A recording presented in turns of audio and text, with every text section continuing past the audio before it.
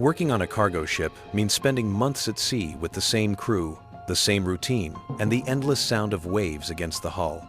Most nights are quiet, boring even. But sometimes, out in the middle of the ocean where no one can hear you scream, things happen that can't be explained. These are 4 disturbing stories from cargo ship night shifts that happened in the last decade. Story 1. The Engine Room. September 14th, 2019. North Atlantic. The MV Iron Serpent was a container ship traveling from Hamburg to New York. On the night of September 14th, 2019, third engineer Marcus Chen was doing his routine inspection of the engine room during the midnight to 4 watch. The engine room was massive. 3 stories of machinery and pipes. The noise was constant, a deep rumble that vibrated through your bones. Marcus had been working cargo ships for 6 years. He knew every inch of that space. At 1:15 in the morning, he was on the lower level near the main engine when he saw something that made him stop. A man was standing at the far end of the catwalk, just standing there, facing the wall. Marcus couldn't see his face. The man was wearing old-style coveralls, dark blue, stained with oil. He stood perfectly still despite the ship rolling with the waves. Marcus called out over the engine noise, "Hey! You're not supposed to be down here during night watch." The man didn't move, didn't turn around. Marcus walked closer, his footsteps clanging on the metal grating. As he approached, he noticed the coveralls looked old, not just worn old, like something from decades ago. Marcus was about 10 feet away when the man finally moved. His head tilted slowly to the side. Too far. The angle was wrong. Then he turned around. Marcus saw his face for just a second. Pale. Too pale. Eyes that didn't reflect any light. And his mouth, it was open, but not in a normal way. Stretched too wide, like his jaw had come unhinged. Marcus stumbled backward and shouted, "What the hell are you?" The lights flickered, just for a second. When they came back, the man was gone. Marcus stood there, breathing hard, looking around frantically. The catwalk was empty. No doors nearby. No place to hide.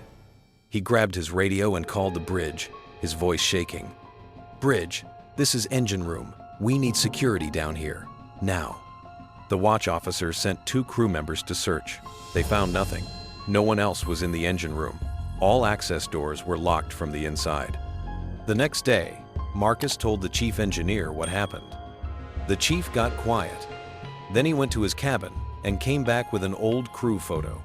The photo was from 1983, 36 years earlier. It showed the engine room crew of the original Iron Serpent. The chief pointed to a man in the back row, dark coveralls, serious expression. "That's Henrik Larsson, Danish engineer. Died in the engine room in '83. Fell from the upper catwalk during a storm. They found him on the lower level near the main engine." Marcus looked at the photo. The coveralls were unmistakable. Same style, same stains. "Where exactly did they find him?" Marcus asked quietly. The chief pointed to a section of the engine room diagram. The lower level, far end, right where Marcus had seen the figure standing. Marcus finished his contract 2 months later, never went back to sea. But the chief engineer told me the real reason. Marcus couldn't sleep anymore. Kept hearing footsteps on metal grating. Kept seeing that face every time he closed his eyes. The Iron Serpent is still in service today. And according to the current chief engineer, Marcus wasn't the first person to see Henrik Larsson down there. And he won't be the last. Story 2. The Cargo Hold. March 22nd, 2016, South China Sea. The MV Crimson Horizon was a bulk carrier hauling iron ore from Australia to China. On March 22, 2016, able seaman David Wu was on watch from midnight to 4 a.m. Cargo ships at night are dark. The deck stretches 300 feet, and most of it is unlit to save power. David carried a flashlight, but the ocean beyond the rail was pure blackness. At 2:30, David heard something over the sound of the waves. Knocking. Regular. Rhythmic. Metal on metal. Tap, tap, tap. He stopped and listened. The sound was coming from the cargo holds. David followed it. The knocking led him to number 3 cargo hatch, a massive steel cover. The hatch was sealed. It had been sealed since they left port 4 days earlier. The knocking was coming from inside the hold. Tap, tap, tap. David radioed the bridge immediately. "Bridge, this is Wu. I'm hearing noises from number 3 hold. Sounds like someone's inside." The watch officer responded, "That's impossible. The hold is sealed." David insisted, "I know what I'm hearing. Someone's down there." The officer sent the bosun and 2 crew members. They met David at the hatch. All 4 of them heard it. Tap, tap, tap. Steady. Deliberate. Like someone was signaling. They opened the hatch. It took 10 minutes to unseal. When they finally got it open and shone flashlights down, they saw 20,000 tons of iron ore. No space for a person, just solid cargo packed tight. But the knocking continued. Tap, tap, tap. Coming from deep inside the ore. The bosun made a decision. "Seal it back up. We report this to the captain in the morning." They closed the hatch. As soon as the seal was back in place, the knocking stopped. Captain Reeves ordered a full inspection when they reached port. When they unloaded the cargo 3 days later, the port crew found something at the very bottom of the hold. A body. Male, approximately 30 years old. Dead for at least 2 weeks based on decomposition. Chinese authorities identified him as Chen Wei, a dock worker who'd gone missing from the Australian port. He'd fallen into the hold during loading. The ore had been poured in after him, burying him alive. But here's what nobody could explain. Chen Wei had been dead for 2 weeks when they left port. The knocking started on day 4 of the voyage, 6 days after he died. And the knocking wasn't random. Port investigators analyzed the pattern from the ship's audio logs. The knocking was Morse code. 3 taps, pause, 3 taps, pause, 3 taps. SOS. A dead man, buried under tons of iron ore, was tapping out a distress signal 6 days after his death. David Wu refused to sail on the Crimson Horizon again. The ship was cleared to continue service, but something changed after that voyage. 3 months later, during a routine inspection in Singapore, harbor officials found structural damage to the number 3 hold, stress fractures in the steel. The damage was severe enough that the ship was deemed unsafe. The Crimson Horizon was decommissioned, sold for scrap metal. When they cut open number 3 hold during the scrapping process, workers reported hearing sounds from inside, even though the hold had been empty for weeks. Tap, tap, tap. SOS. Story 3. The Chemical Tank. July 8th, 2021. Indian Ocean. The MV Phantom Tide was a chemical tanker traveling from Singapore to Mumbai. On July 8, 2021, Second Officer Emma Santos was on the bridge for the midnight to 4 watch. Chemical tankers carry hazardous materials. Everything is monitored constantly. Temperature, pressure, gas levels. At 1:47, a cargo tank alarm went off. Tank number 7. The system showed pressure rising. Fast. Emma checked the monitors. Tank 7 was carrying methanol. Stable. No reason for pressure increase.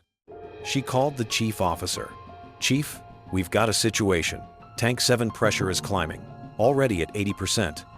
The chief arrived within 2 minutes. They ran through the checklist. No leaks. Temperature normal. But the pressure kept rising. 85%, 90%. If it hit 100%, the tank would rupture. On a chemical tanker, that means fire, explosion, toxic gas release. The chief made a call. "We need to vent the tank. Controlled release before it blows." Emma suited up in hazmat gear and went to the tank deck with 2 crew members. They reached tank 7. Emma opened the manual vent valve. Nothing came out. No gas, no vapor. The pressure gauge on the tank itself read normal. Perfectly normal. Emma radioed the bridge. "This doesn't make sense. Tank pressure reads normal here. Nothing's releasing." The chief checked again. On every monitor, Tank 7 showed critical pressure. 97% now. But the physical gauge on the actual tank showed everything was fine. Emma looked at the tank. Massive cylinder, 30 feet tall, painted white. In the dim deck lights, she could see her reflection on the polished steel. Except her reflection wasn't moving the same way she was. Emma took a step to the left. Her reflection stayed still for a second, then moved, delayed. She waved her hand. The reflection waved back 2 seconds later. Her radio crackled. "Santos, get away from that tank, now." Pressure just hit 99%. Emma and her crew backed away. They retreated to the accommodation block and sealed the doors. On the bridge, every alarm was screaming. Tank 7 was at 100%, imminent rupture. The chief officer ordered emergency stations. They waited for the explosion. 1 minute passed, 2 minutes, 5 minutes. Nothing happened. At exactly 2 a.m., all the alarms stopped. Every monitor went dark for 3 seconds. When they came back online, Tank 7 showed normal pressure. The chief officer inspected the tank at first light. Tank 7 was fine, no damage, no leaks. But there was something else. On the side of the tank, someone had written something in the condensation. 2 words, written in backwards letters, like they'd been written from inside looking out. "Get out." The chief took a photo, showed it to the captain. Captain ordered a full inspection. They drained Tank 7 at the next port, sent crew inside with breathing apparatus. They found scratch marks on the inner wall, fresh, like someone had been clawing at the steel from the inside. But the tank had been sealed for 3 weeks. Nobody had been inside. The company investigated. They found records from 6 years earlier. A worker had died during a tank cleaning operation, overcome by fumes in Tank 7. Locked inside, when crew sealed the tank without realizing he was still in there. He'd suffocated, alone in the dark. His name was Rafael Dominguez. He died at approximately 2 a.m. on August 3rd, 2015. Emma Santos requested a transfer. Her request was approved. But 6 months after the incident, something happened that changed everything.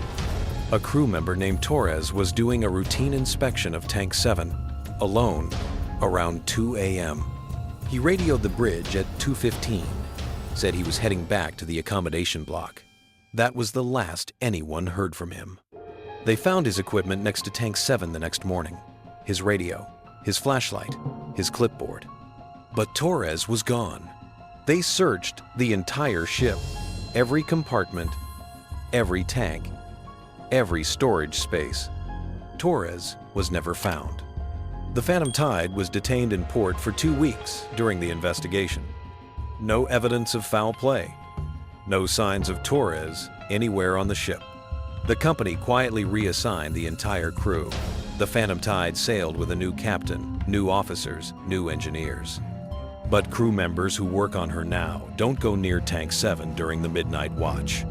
Because if you stand too close between 1 and 2 in the morning, you might hear something from inside. Scratching, and sometimes a voice calling for help. Story 4. The Reefer Container. December 3rd, 2017. Gulf of Mexico. The MV Frozen Passage was a container ship sailing from Houston to Veracruz. On December 3rd, 2017, third mate Ryan Cooper was on bridge watch from midnight to 4. Container ships carry hundreds of shipping containers stacked on deck. Most contain standard cargo, but some are reefers refrigerated containers plugged into the ship's power supply. At 12:40, Ryan was checking the reefer monitoring system. Container R-447 was showing a temperature anomaly. The container was set to maintain 4 degrees Celsius. The monitor showed it had dropped to -15 and was still falling. Ryan called the chief engineer. "Chief, we've got a reefer malfunction. R-447. Temperatures dropped way below set point." They checked the manifest. Container R-447 was carrying pharmaceuticals, temperature-sensitive medications that would be destroyed if frozen. The chief and Ryan went to the deck. It was raining. They made their way through the container stacks with flashlights. Container R-447 was in stack 3, 15 feet off the deck, wedged between other containers. The chief climbed the access ladder. Ryan stayed below, holding the flashlight. The chief reached the refrigeration unit. He opened the control panel. The unit was off, completely powered down. No lights, no compressor running. But the monitor showed it running at maximum, and the temperature sensor read -15 degrees. The chief radioed down, "Cooper, this doesn't make sense. The unit's not even running." Ryan checked his handheld monitor. It still showed -15 and dropping. The chief made a decision. "We need to open it. Check the cargo." He released the locking bars and pulled the door open. Cold air rushed out, visible vapor like opening a freezer. The chief shone his flashlight into the container. It was empty. No cargo, no boxes, nothing. Just bare metal walls and frost covering every surface. And on the far wall, written in the frost, were words. Large letters formed by wiping away the ice. They locked me in. The chief backed away and called the captain. They checked the manifest again. Container R-447 was supposed to contain pharmaceuticals loaded in Houston. But when they contacted the shipping company, they discovered something disturbing. Container R-447 had been loaded in New Orleans 3 weeks earlier. A paperwork error. The container had stayed on the ship for 3 weeks. The captain ordered a full inspection. In the back corner, hidden behind frost, they found clothing, a jacket, a backpack, a wallet. The wallet contained an ID. Leonard Hayes, age 29, New Orleans address. They contacted New Orleans port authorities. Leonard Hayes had been reported missing on November 10th, 3 weeks earlier. He was a dock worker who disappeared during his shift. Security footage showed Leonard entering a container around 6 p.m. The doors closed behind him. Nobody saw him come out. That container was R-447. It had been sealed and loaded onto the frozen passage that night. Leonard had been trapped for hours before the ship even left port. The reefer unit had activated automatically during the voyage. He froze to death inside the container, alone, in the dark. Medical examiners confirmed he died within 48 hours.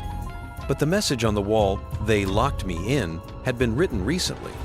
The frost was fresh. Leonard had been dead for 3 weeks. Ryan Cooper transferred to a different shipping line. The chief engineer took early retirement.